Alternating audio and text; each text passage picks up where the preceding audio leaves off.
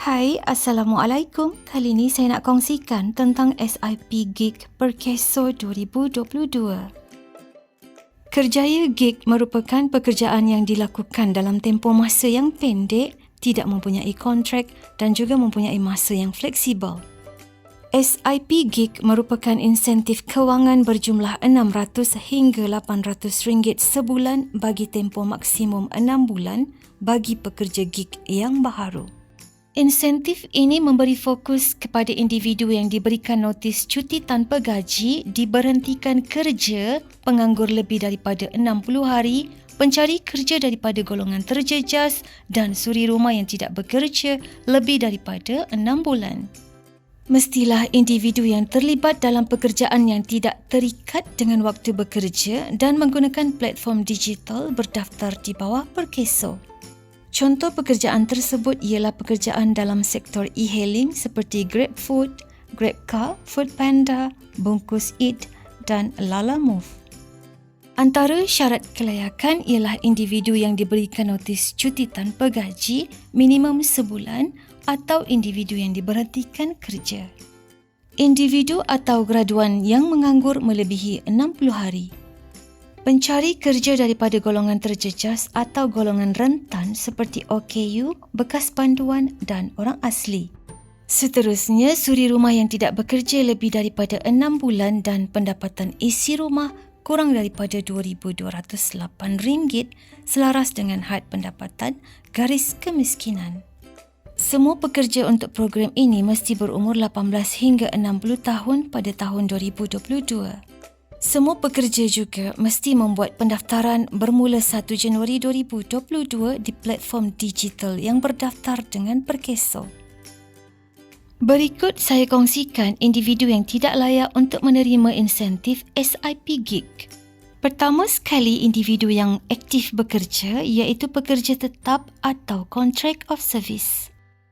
Individu yang telah menerima insentif di bawah program Kerjaya Gig. Bagi individu yang telah menerima insentif mobiliti di bawah program Penjana Kerjaya tetapi telah berhenti kerja secara sukarela juga tidak layak untuk menerima SIP Gig. Pelajar praktikal atau individu yang masih belum tamat pengajian. Tarikh permohonan program SIP Gig dibuka bermula 17 Januari 2022 sehingga 30 Jun 2022. Cara permohonan SIP Gig adalah seperti berikut. Muat turun aplikasi Perkeso Prihatin di Apple App Store atau Google Play Store atau layari matrix.perkeso. Layari platform digital yang berdaftar dengan Perkeso sahaja. Sekiranya permohonan diluluskan, log aktiviti perlu dimuat naik setiap bulan untuk menerima insentif. Berikut merupakan cara permohonan secara bergambar. Pertama sekali, muat turun aplikasi Perkeso Prihatin. Kemudian, layari platform digital yang berdaftar dengan Perkeso. Buat permohonan pekerjaan di aplikasi Perkeso. Sekiranya permohonan pekerjaan diluluskan, log aktiviti perlu dimuat naik setiap bulan untuk menerima insentif. Cara permohonan yang lebih terperinci saya akan kongsikan dalam video yang lain. Seterusnya, saya akan tunjukkan dokumen yang diperlukan mengikut kategori. Sekiranya pencarum Perkeso diberikan notis cuti tanpa gaji atau diberhentikan kerja, dokumen yang diperlukan ialah bukti yang dikeluarkan oleh majikan semasa dan juga majikan terdahulu. Bagi pekerja daripada golongan rentan atau golongan yang terjejas yang berdaftar dengan agensi di bawah kerajaan, bukti pengesahan yang dikeluarkan oleh agensi berdaftar dengan kerajaan seperti kad OKU dari Jabatan Kebajikan Masyarakat diperlukan.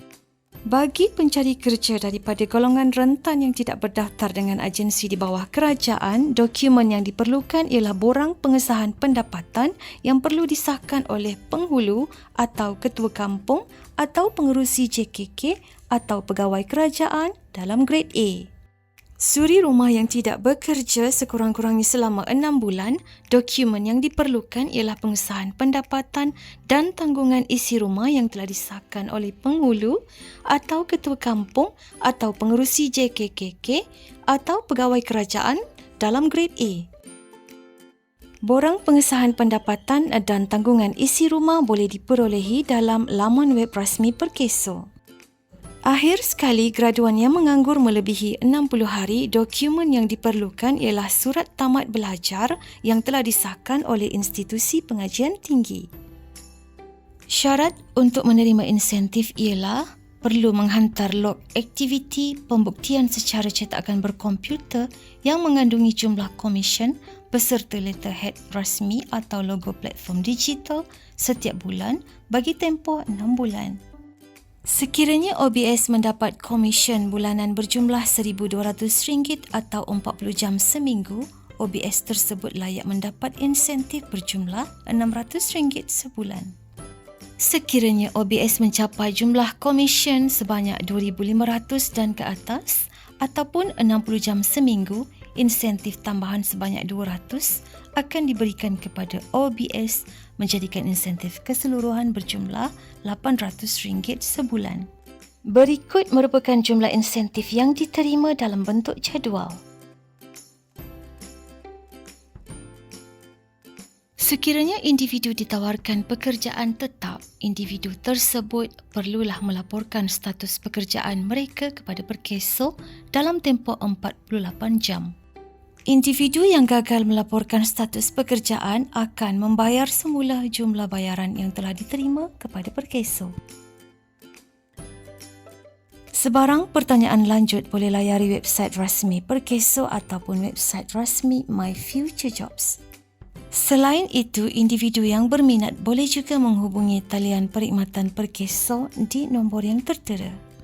Sekiranya korang ingin melihat FAQ ataupun soalan lazim, korang boleh klik link pautan yang diberikan ini.